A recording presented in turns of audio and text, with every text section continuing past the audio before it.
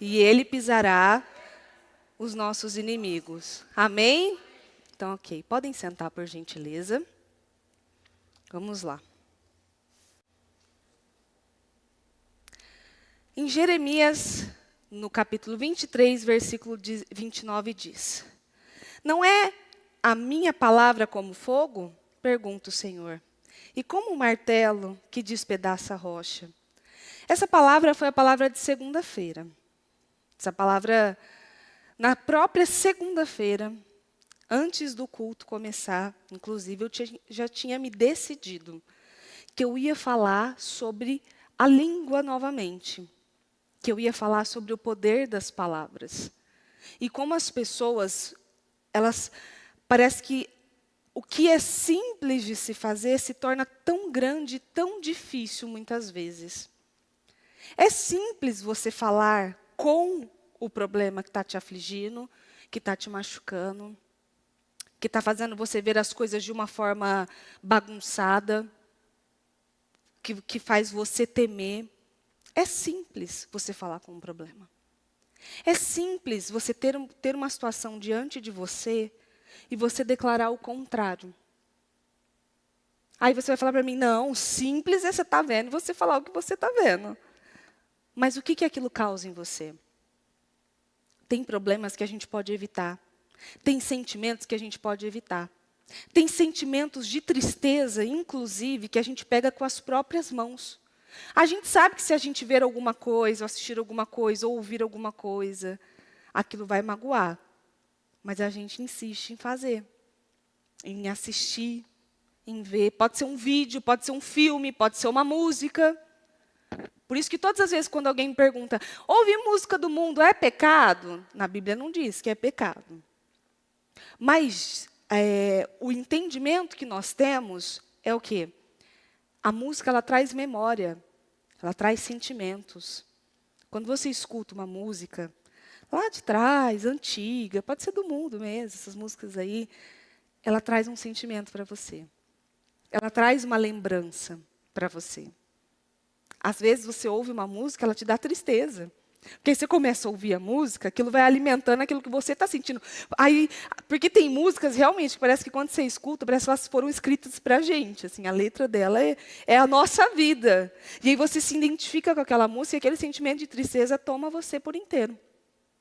Por isso essas músicas sertanejas fazem tanto sucesso. Elas mexem com as emoções. Elas mexem com aquilo que você está sentindo no momento.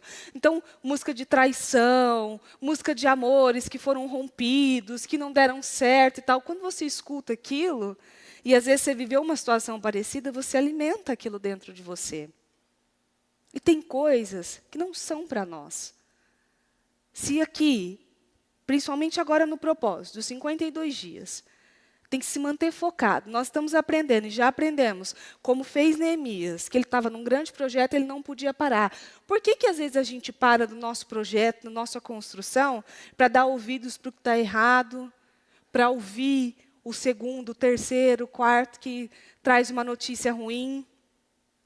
Nesse propósito, eu tenho visto muitas pessoas receberem notícias ruins, difíceis de digerir.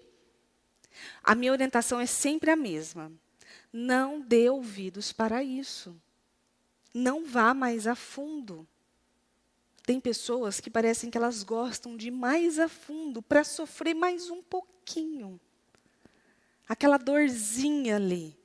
E a gente precisa sair da posição de inferior, a posição de sofrimento, a posição de tristeza, e se colocar na posição de construtor, de reconstrutor, de luta, de guerra, de batalha. A gente tem que sair daquela imagem.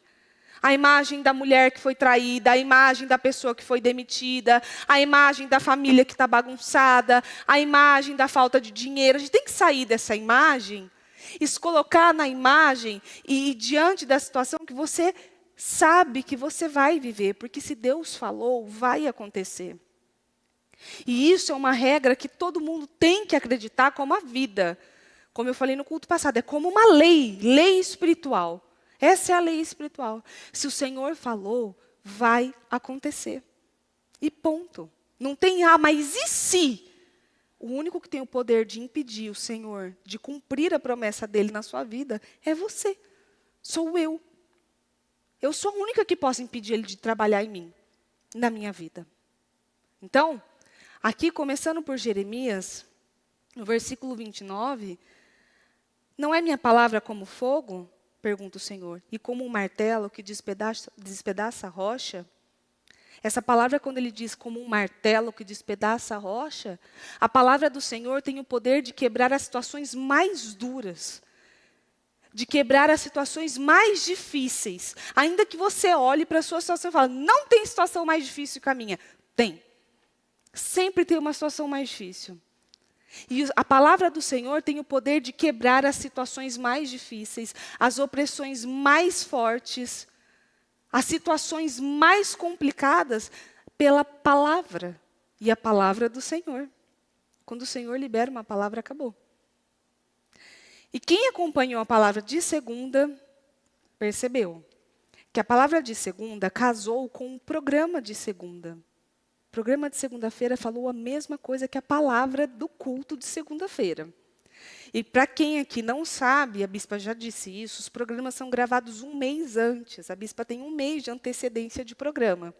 Então, para o programa casar com a palavra, inclusive, quando terminou o culto de segunda-feira, eu fui a primeira a dizer para a bispa, bispa, a senhora sabe que a senhora pregou a mesma coisa no programa?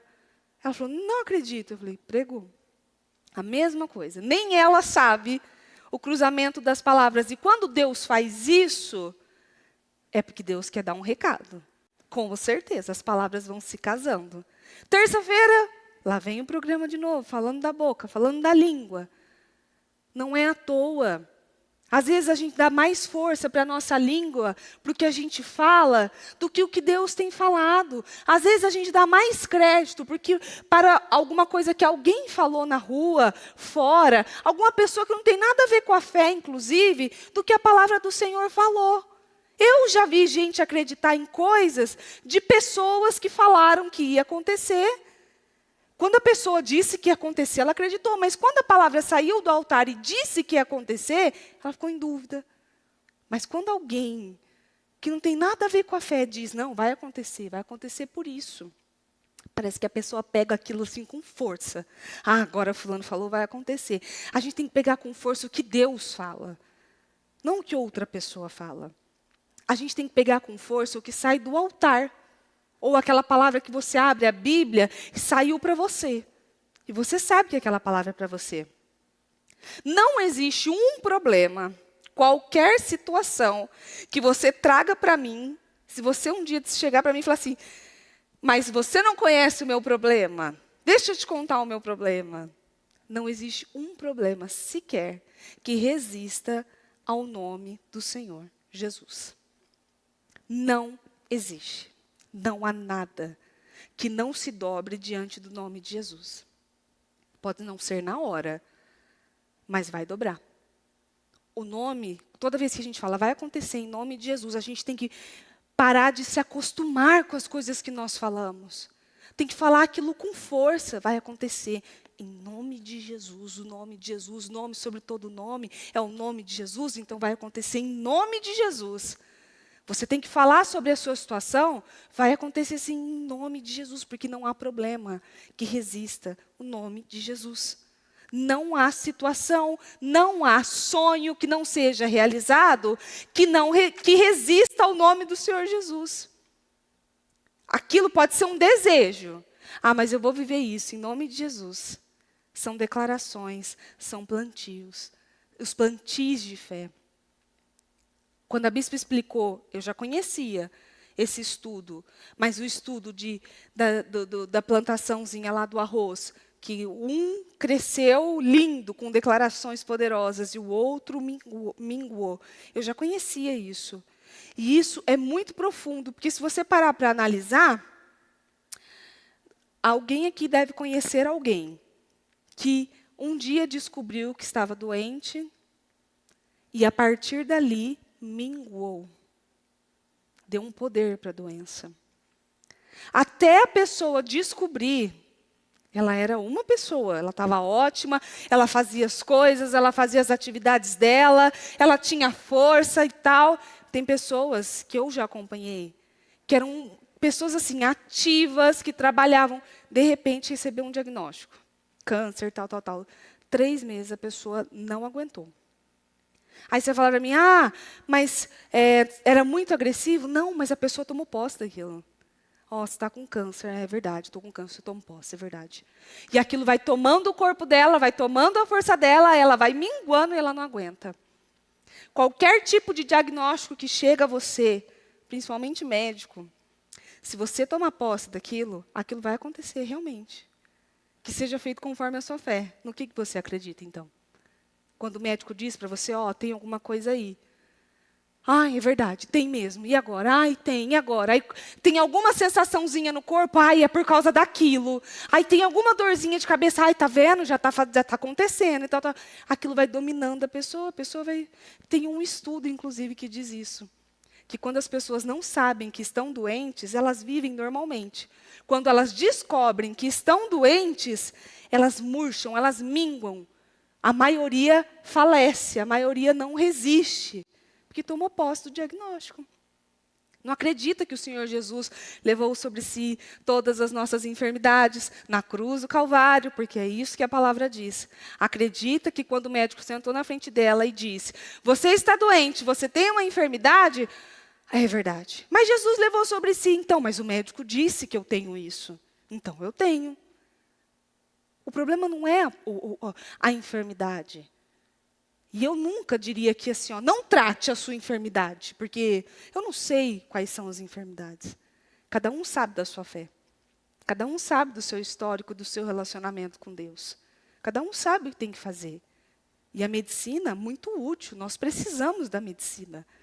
Nós utilizamos ela, com certeza.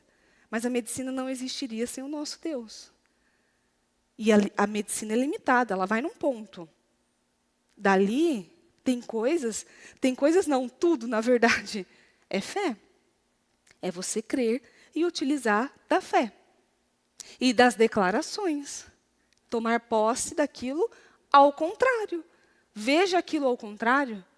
Aqui, em Mateus 4:4 diz, Jesus respondeu, está escrito, nem só de pão viverá o homem, mas de toda palavra que procede da boca de Deus.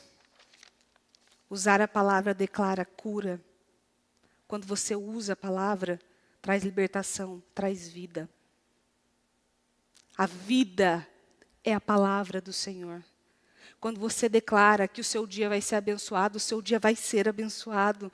Quando você declara que você vai viver sonhos e vitórias maravilhosas e extraordinárias, você vai viver. Todo mundo que me manda mensagem no celular sempre começa. Principalmente os que trabalham no ministério, que estão aqui. Sempre começa. Que a senhora tem um dia extraordinário em nome de Jesus. Toda vez que eu escuto, eu sempre falo, em nome de Jesus, eu tomo posse. Mas eu pego aquilo acreditando, eu quero ter um dia bom. Eu quero ter um dia extraordinário. Se você se levantar da cama e decidir que o seu dia vai ser ruim, ele vai ser ruim. Aí acontece qualquer situação, tá vendo? Por isso, já falei, não falei que o dia ia ser ruim?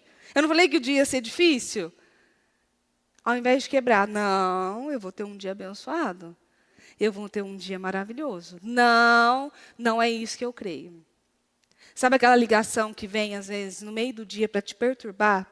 Muitas vezes você está bem, você acordou bem. Assim, você está cheio do Espírito Santo, você está bem, você está feliz, você recebe uma ligação assim para te perturbar. Aconteceu tal coisa. Ou não aconteceu tal coisa. É isso, aquilo. Aquilo é uma semente lançada pelo mal, que você precisa decidir se você vai pegar ela para a sua vida ou se você vai tirá-la de você. Isso eu tenho falado muito nesse propósito. Eu recebo ligações de pessoas que dizem, esse já é o melhor propósito dos 52 dias na minha vida. Já aconteceram coisas incríveis nesse propósito.